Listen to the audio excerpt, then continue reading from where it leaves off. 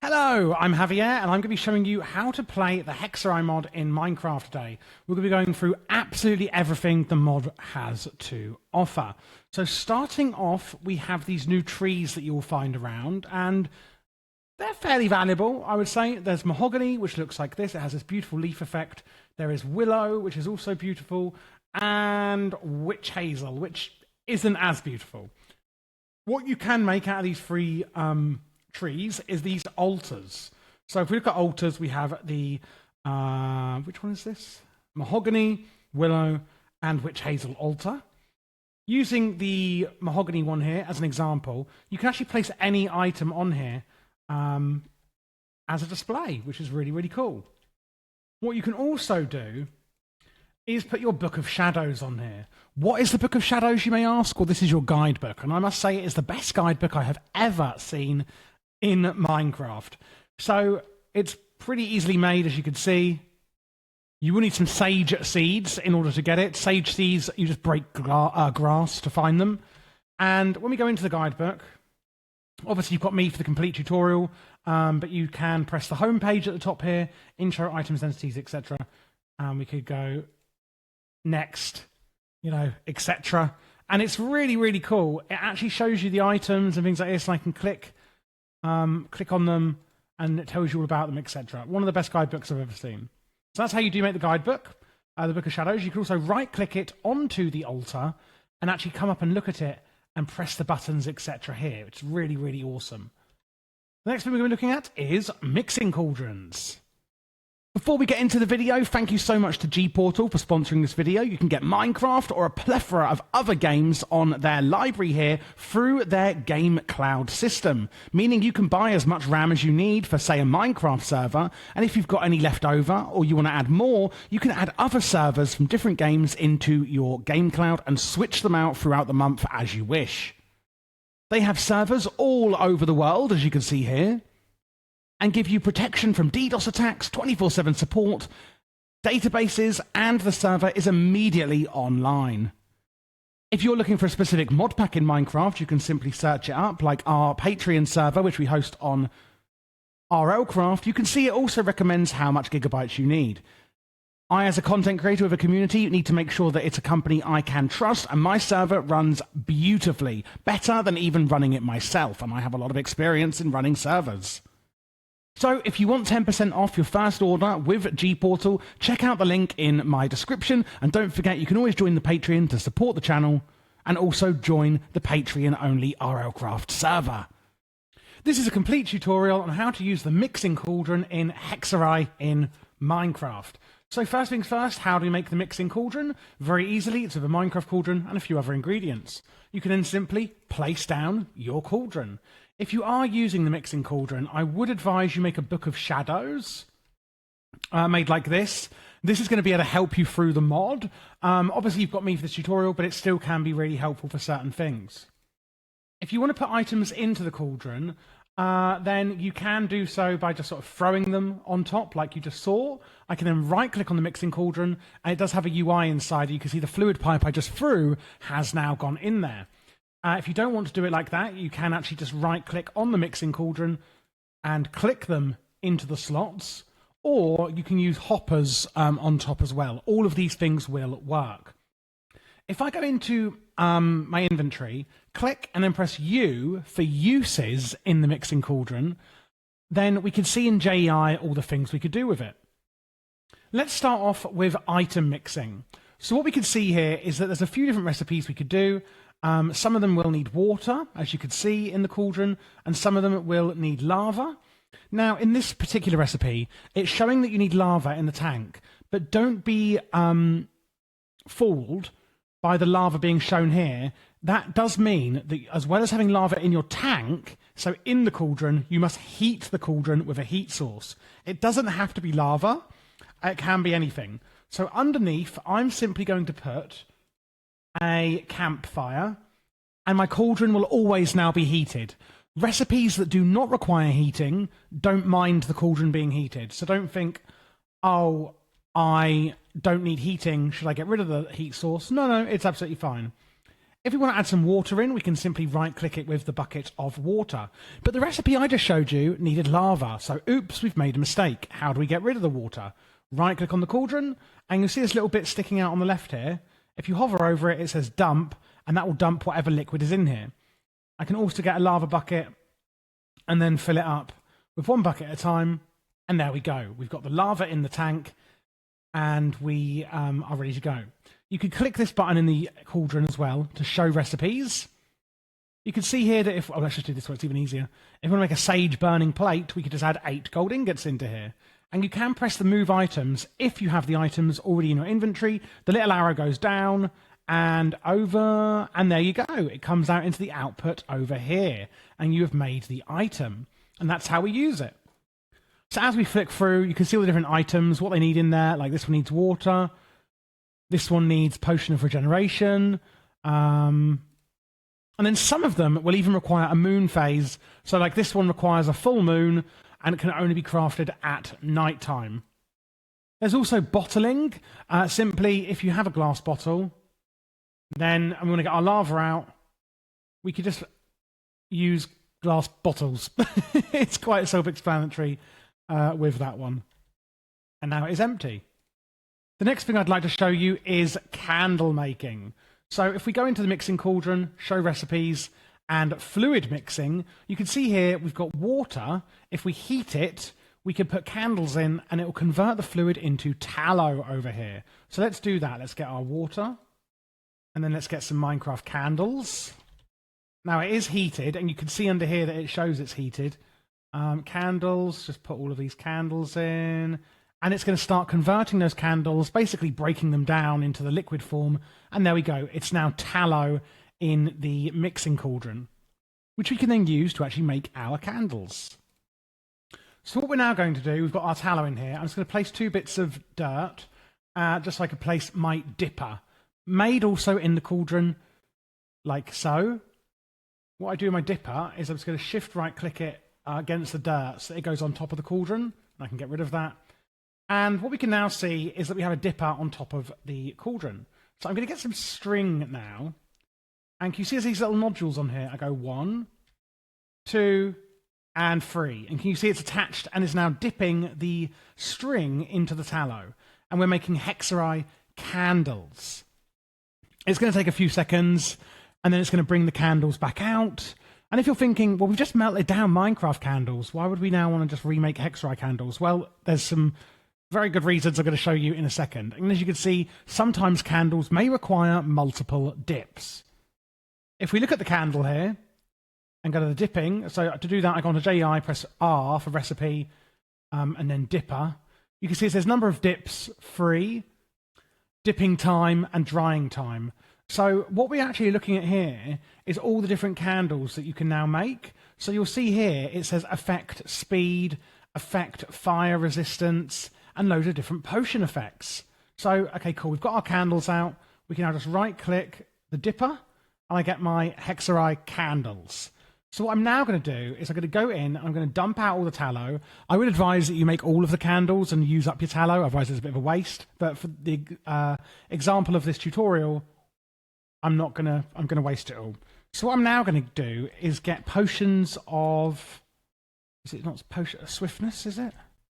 Yes, potions of swiftness. So potions of swiftness, I'm going to right-click the potions into the mixing cauldron. So in here now is potion of swiftness. I'm then going to get our dipper, and I'm going to right-click the candles on. 1, 2, 3. So I've actually put the Hexerei candles in, and now it's dipping those candles into the potion of swiftness mix. And it will, again, like I showed you, need 3 dips, I think it is. It doesn't really matter. It does it all for you. But it shows you, like, if you want a rain go away, it will take 3 dips, 7 seconds. In fact, do they all take the same amount of time? Yeah, they do, actually. Oh, don't these look beautiful? And then I can right-click the dipper once they're done, and I can get my candles. And you can see here it says affect speed. So when I place these candles down, and I light them with a flint and tinder, what you'll see is some little particle effects, and then There you go. You just saw the particle effects, and I now have speed. These candles will stay lit for about 35 minutes. Now, let's say I had a candle of fire resistance. I could also put my fire resistance candle in the same block. So imagine the next one I'm about to press is that. I can actually put up to 4 candles in the same block, and they will be lit when right-clicking them in the order that you place them. So you could have multiple candles of different effects, or the same effect just coming out faster, of speed, for example. And it works to about like this far, I think. So, yes. Now, you can also make a candelabra.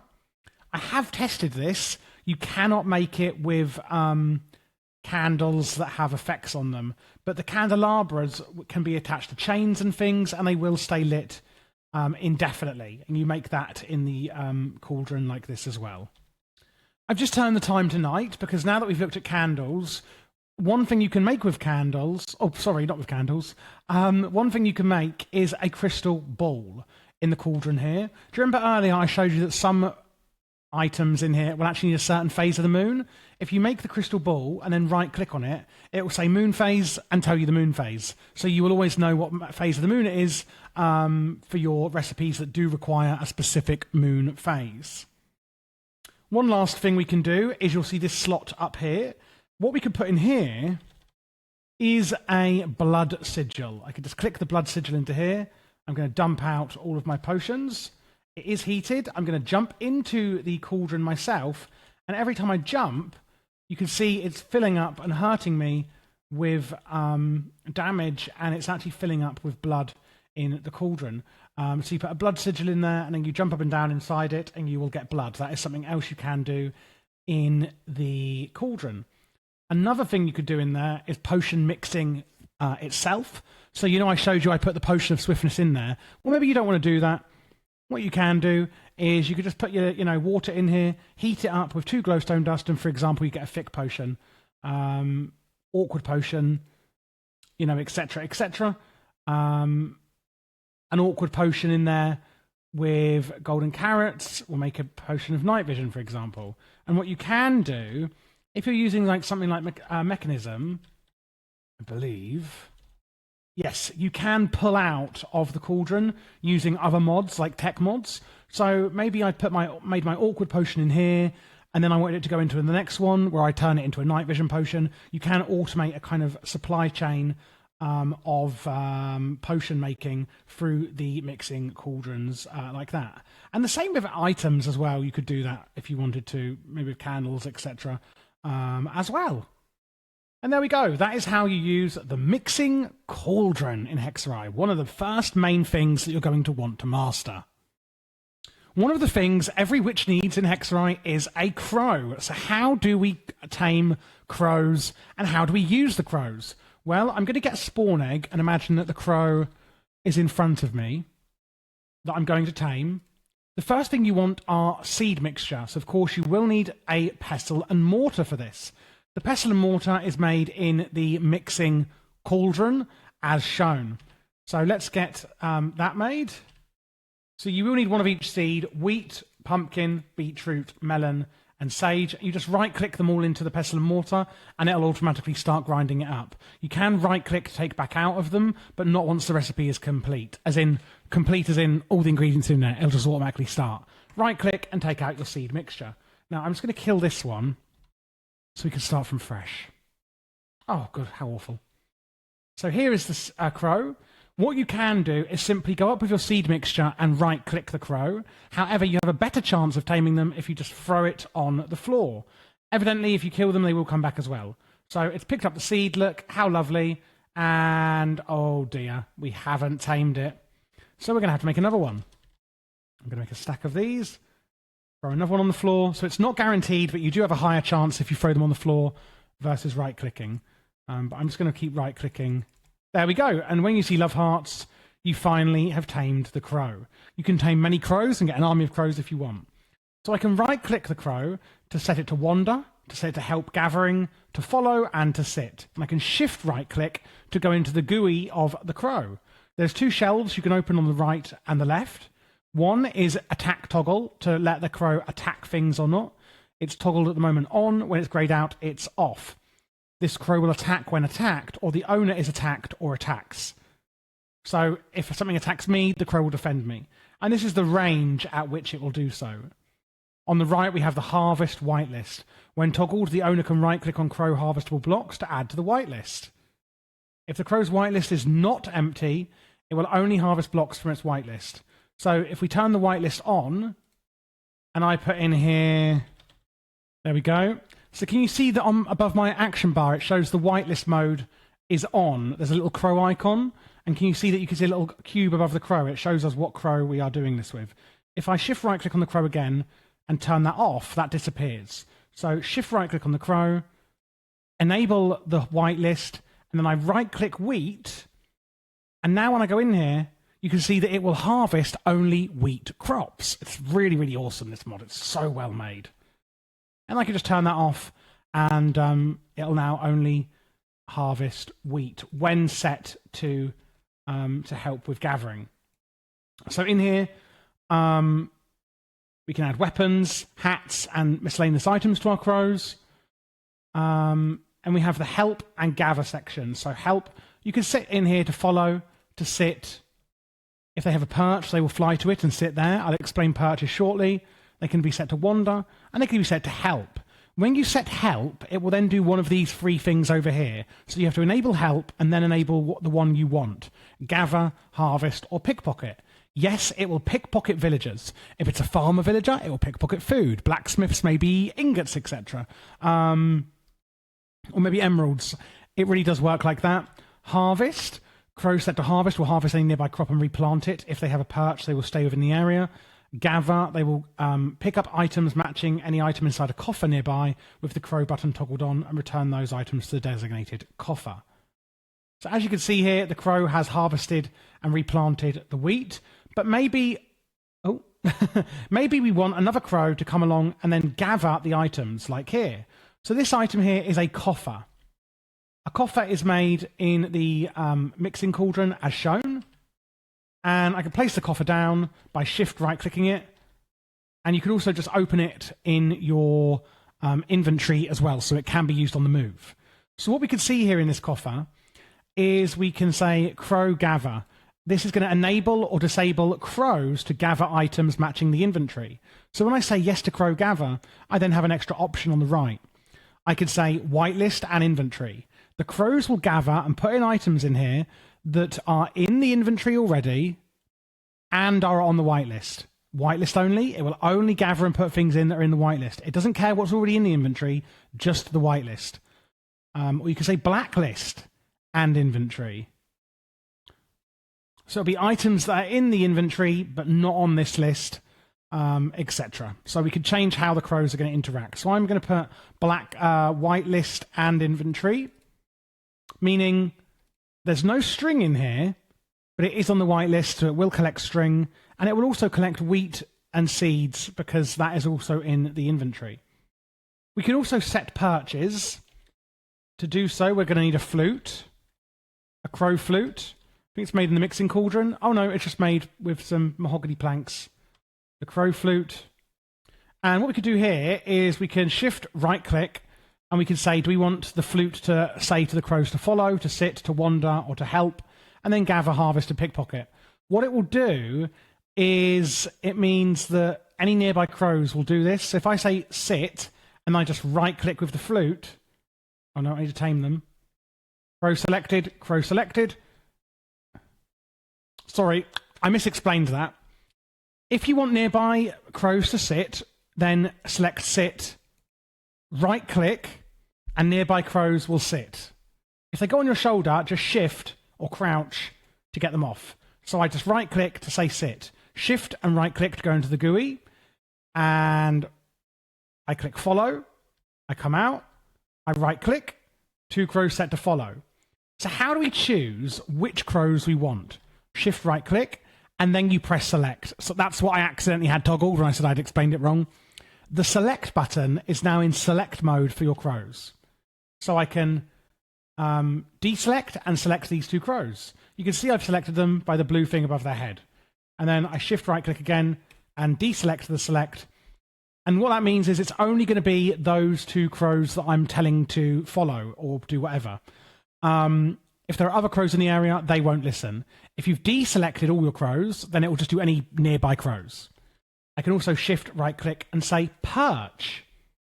And then what I could do is I could shift, or is it just right click? Just right click on this coffer. And now the 2 crows that I had selected will now perch on the coffer. So when I go shift right click, I deselect perch. And then when I shift right click and say sit, and right click to say crows to sit, they're going to go and sit wherever their perch is. I'm just going to go into the Book of Shadows quickly to explain something.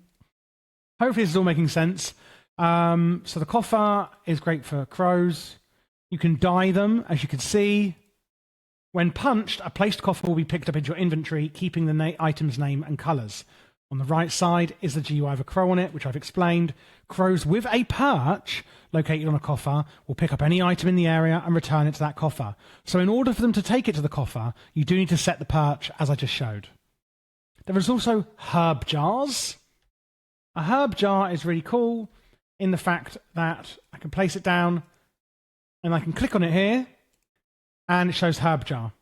I can put in string. Can I put in string? I don't think you can put in everything, actually. I can tell it to crow gather, so you can put in Hexerei ingredients like maybe a seed mixture, and it can store up to 1,024 items, but only 1 item. So evidently, it's only certain items like ingredients, etc., from Hexerei. And what I can do is say crow gather enabled allows crows to gather items matching this block's inventory. They will gather items matching it and return them here if toggled. Crows will not pick up items matching the block and return them here if not toggled. They can gather to multiple locations at once. If a crow's perch location is this block, that crow will gather any item in the area and return it.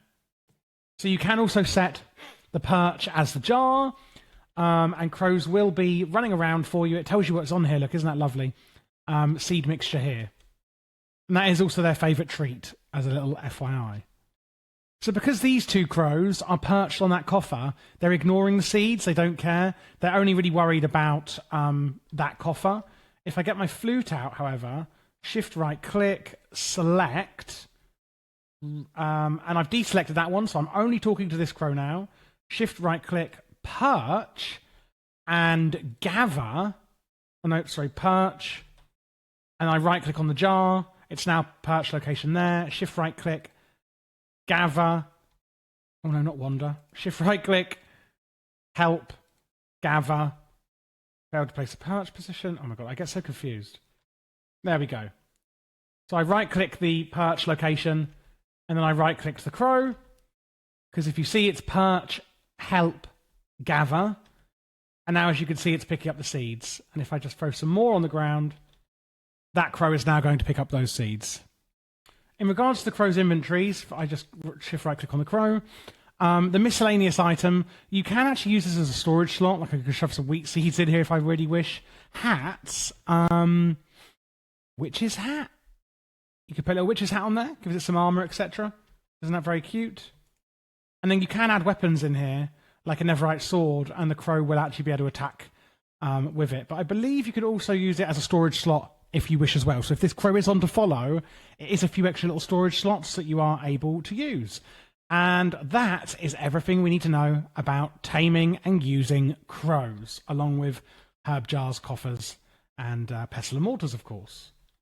Before we move on to other cool familiars and items that we can use in Hexerei, I want to show you some really awesome items that the mod adds. First off, sage. You can get sage seeds by just breaking some grass, which, you know, we need for the crow treats anyway. You can make it as a crop. And if you're thinking, well, what on earth is going on around here? Well, this is my sage burning plate. In a 48 radius around the plate, it will stop monsters from spawning, which is fabulous. The smoke could get a bit annoying depending on where you're putting it. But hey, stopping monster spawns in that huge radius is really nice. So you make a sage burning plate in the mixing cauldron, you place it down, and then you're going to need dried sage. So you make your sage, you know, harvest it as a crop, use your crows if you like. use some string and turn it into a sage bundle. You then are going to make a drying rack to dry the sage. So this is the drying rack here. I just put another piece of dirt. You can place the drying rack underneath. I'm going to get my sage. Oops, I'm golly. And you can just right-click it on there, up to 9 sage on there, and that's going to dry the sage, which you can then right-click to harvest, and you've got dried sage. This was rotten flesh, which has now been turned into leather, and I wonder, can I use U? Yeah. So press U on the drying rack, and you can see here with JEI, wet sponge into sponge, rotten flesh into leather, mugwort leaves into dried versions. There's a lot of other plants we'll be looking at shortly in the Hexerei mod. But you dry out your sage like that, and then you could do the same with the bundles. You get the dried sage bundle, takes 200 seconds, you right-click it off, and then you just right-click the sage bundle onto the plate.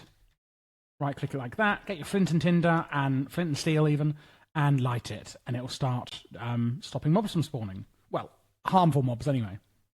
Sometimes in Hexerei, you may want to find a swamp or a jungle, and this here is the dowsing rod. Very easy to make. I right-click with it, and it says now locating a new swamp location. I shift and right-click, and it will change to a jungle. There are going to be lots of structures. I'm just going to show you in the book, because it's easier than me finding one. Structures, you often will find them in jungles and swamps, hence why you'd like to find them. So this is the structure index. We've got witch huts and dark covens. So the witch huts are kind of, you can get some witchy bits and bobs in there. Dark covens is like a big fortress in the swamps. And then there's also a nature coven, which I believe you find in the jungle, in forests, sorry. And they have a lot of plants, etc. Basically, these places are just really good for finding like resources. There is also an owl post office, but we're going to talk about owls later on.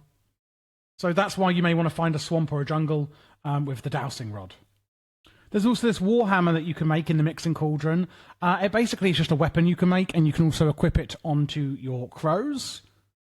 There are flowering lily pads that you can find in rivers, etc. That are nice decoration. Animal fat, you do need to actually make this book. It basically just drops from cows, pigs, and sheep. And then we have, lastly, this set I'm wearing, the witch's hat, robe, and boots. So these are made from infused fabric, which is made in the cauldron. And basically, you can upgrade it into a mushroom variant as well. So you get your witch's hat, and then you can make it into the mushroom variant. The mushroom variant is only decorative, but I literally love it. Oh my god, I actually am obsessed with the mushroom hat. More than I should be. So there is also a set bonus if you have 2 or 3 out of the set.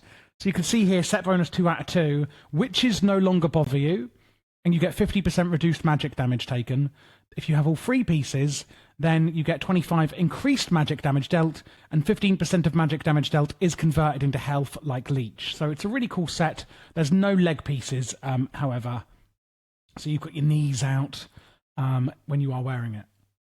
And now to move on to Brooms, another piece of gear every witch needs. If you are enjoying this tutorial and it is helpful for you, please do also consider checking out my Patreon down in the description. There are tiers for free and also paid members, and I am going to be starting to look to put more and more content over onto there shortly as well. As well as, of course, you now would get access to our RL Craft server, which is a Patreons only, which I do now stream on. So every witch needs a broom. And in Hexerei, there are 3 different brooms that we can currently make. These are going to be the mahogany, willow, and witch hazel brooms. So first up, where do we find the trees to actually get these brooms? So witch hazel can be found in birch forests. You will find the willows in swamps, and you will find mahogany in jungles.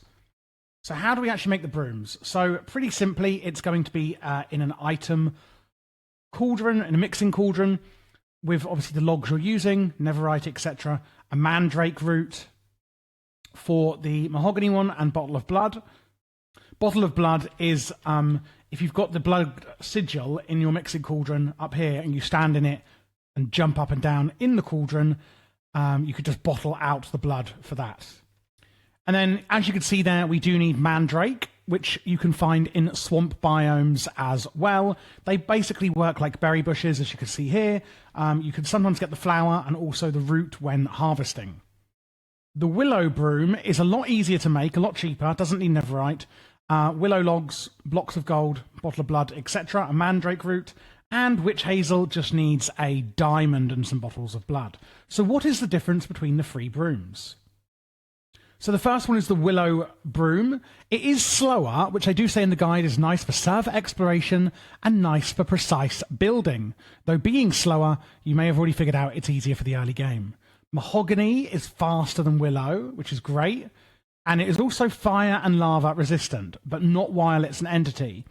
In other words, if you drop it, it will be fire resistant. However, if it's an entity, so when it's like actually in the world like this, it isn't. There is a way to upgrade it so it can fly through lava and underwater, which I'll be explaining shortly when we look at upgrading our brooms. And then lastly, we have the witch hazel broom, which gives a balance of speed and control, slightly faster than willow, but not as fast as mahogany.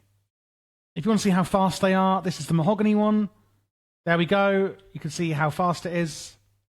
Willow is then, let's go down. So we've got witch hazel, fairly slow, I guess. I mean, and they're not crazy fast. And then willow is the slowest, which goes like this. Honestly, you could only really tell the difference a little bit. So once you've made your brooms, like I've just shown you, how do you use them? Well, you could simply right-click them into the world, and then right-click to get on them. Spacebar makes you go up, forward, left and right, etc. Control makes you go down, and Shift, you will get off them. I would shift all the way to the ground if I were you. Oh my goodness. Because when you get off, you can kind of just walk off. You'll notice if you get off up here, it can kind of be a bit annoying to get off, as you can see. So then we actually have lots of broom upgrades. So when you have it out like this, shift to crouch and then right click on your broom, which will bring up this interface here. There's a setting option, float mode on or off, where it just sits on the ground or not. And obviously floating. And then we have miscellaneous, satchels and brushes. So when you're actually using your broom, it will actually use the brush, meaning these brushes have durability. Once the brush gets to 0 durability, the broom will fly to the, it'll plummet to the ground and, game over, I guess, if you're flying too high. So you will need to replenish the brushes. So do take a few with you if you're on a long journey. All brushes can be enchanted with mending and unbreaking, however. Very interesting to know. To craft it, you're going to need a drying rack and the items shown below. So I'm going to take you through the different brushes we have. There is first the wet broom brush. To make a broom brush, you must first craft a wet one within a cauldron. And then you just put it on a drying rack. So this is how you make the wet one in the mixing cauldron. We've then got an enhanced broom brush, which is a longer lasting, enhanced by herbs in its crafting. And that's actually twice as much durability.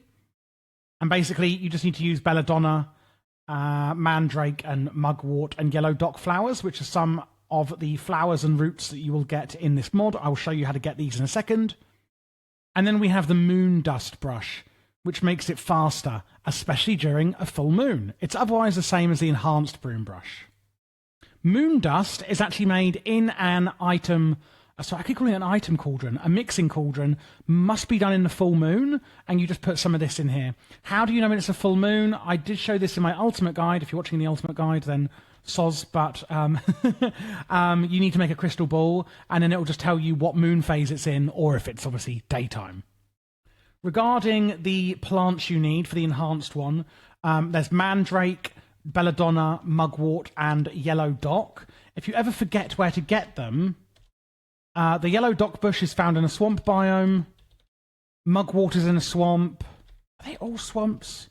Belladonna is in a swamp, and what are they called? Mandrake, I think, are swamps, yes.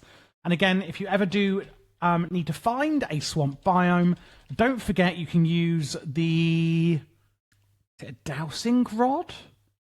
Yes, the dowsing rod, which you just right-click and it will give you a jungle, shift right-click, and it will then tell you where a swamp is.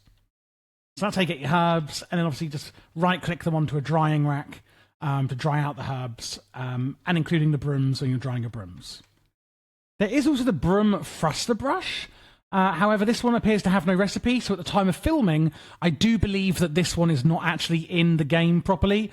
The mod developer did put in the guidebook that there are a few things that they want to add to the mod which aren't in there yet, specifically around the herbs and things like this. So if there is anything in this mod, as you're watching this tutorial and you're going, you haven't discussed that, it's probably because it's not in here. Just comment down below if it is now in the pack, and I'd be happy to do an updated tutorial for it. So we've got our enhanced broom brush. I'm going to shift right click and I'm just going to replace it in the brush icon here. And you can see it does actually update the aesthetic a bit as well. In the miscellaneous thing, we have a few options. You can get some gold rings, which are made just in the mixer. Gold rings, and you can see it adds these lovely rings to the tip of your broom. And there's also a few cool ones in here that do a few other things. There is the broom chain here. So this one is really cool. The broom chain, and what we can then do is go into a crafting table, and let's say I want, maybe we're going to be really witchy and put a cauldron on. So you put the broom chain in the crafting table like this, and it'll attach the cauldron, and then what you could do is go into here, put it on. It's almost like a little key charm. See, isn't that cool? It's like a key ring when it comes back up of a cauldron on there. That's a really cool one. We also have a few really useful ones. The broom netherite tip, which is really useful as it can fly through lava and fire without getting damaged. We've also got the waterproof tip, allowing you to ride underwater as well on your broom. And those are all going to be the tips for your broom. And then in the middle, we have the satchel slot. So we have a small 9 inventory slot, a medium 18 and large satchel of 27, and it adds this massive inventory for your broom, meaning that you've got some storage on the go. We also have the ender satchel, which will actually extend the inventory to your ender inventory, and then also the replacer. It replaces broken broom brushes with the top leftmost brush in the broom's inventory, which is really, really nice as well, making life just a hell of a lot easier, but it's not as big as the large satchel. So, you know, depends how much you need, really, on your satchels you're using. But there we go. That is how you use and modify your brooms in Hexerei. One of the amazing familiars that Hexerei adds is owls into the game. So how do we tame them? How do we use them? Well, let's say I've just come across an owl in the wild. We can tame them with raw salmon. You can put this on the ground like this, or you could just right-click them to feed them. When you see the love hearts, the owl is then tamed. They can actually send two different things. There is packages, courier package, and there is also letters, which is a courier letter. So, to use these two different things, we can right-click on the courier package. I can shove all manner of rubbish in there, and it will take stacks of items. I can then seal it up into a package. The same with the letter. I can go, please subscribe. And I can seal it up and send it all to you in junk mail. Once you've tamed your owl, simply right-click on the owl with the letter or package, and you'll see destinations you can send it to. So I've got the sub-hub. Now, what if it says no destinations? Well, you need to make a courier depot. Simply made as shown. We can right-click it and, you know, call it whatever you want. This is Monka Mail. And then I go right-click it with the courier package, send this package to Monka Mail, and send. And it will then kind of disappear into the ether and then reappear. Obviously, this is nearby, so it just kind of looks like it's bugged out, but it didn't. It was teleporting to wherever the depot was and coming back. And then it will send it to the hub. So if you're on a server, you can send packages and letters to all the players on the server with these owls, which I think is so, so awesome. Where the hell has our owl gone? If you also right-click on your owl, or shift right-click even, you can put something in its hand, like an item, use it as storage. You can put little hats on them, witches' hats on them as well, and it does have a favourite block. Increases owl happiness, not that it really does anything when sitting on this block. There is another way to tame them, which is raw, what's it called? Cod as well. And you can actually breed them if you want loads of different owls for sending loads of items, etc. And that is going to be with raw rabbit. If you're on the hunt for owls, sometimes out in the world you will find an owl at post office. Nestled in the heart of the forest, it's where the diligent owls manage all of their magical deliveries. So sometimes you will find owls in these post offices. You can go in there and then tame the owls. This is what they look like at the owl post office. And that is how you use owls in Hexerei. Finally, there are a few other items that I haven't gone through in the mod that I just want to kind of glance over with you guys before we finish this off. There's the notebook, which allows you to basically use it as a book of shadows, but there is also the book of colors, which you can kind of use for painting, and then you can use a canvas to display that painting. There's also the broom whistle for calling your broom if you don't know where it is. There's a few different boats you can make in different kind of woods. And then we also can use different connected textures for some of the blocks in Hexerei as well. So you can make a wax blend here. You wax unwaxed connectable blocks. Waxed connectable blocks can only connect to other waxed connectable blocks from the mod. And then you can use a cloth to wax and unwax them with unlimited uses. And then a waxing kit has a cloth and a bunch of wax blend. So basically you could just connect the blocks like the willow and polished willow and things like that. And you can use a woodcutter in order to do so. So some decorative blocks that are in Hexerei as well. There is Quicksilver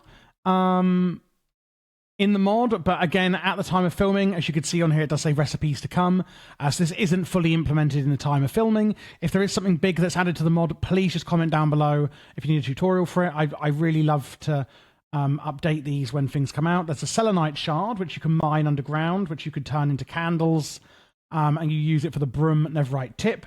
This is found by breaking a selenite cruster in geodes found under specifically jungles and swamps only.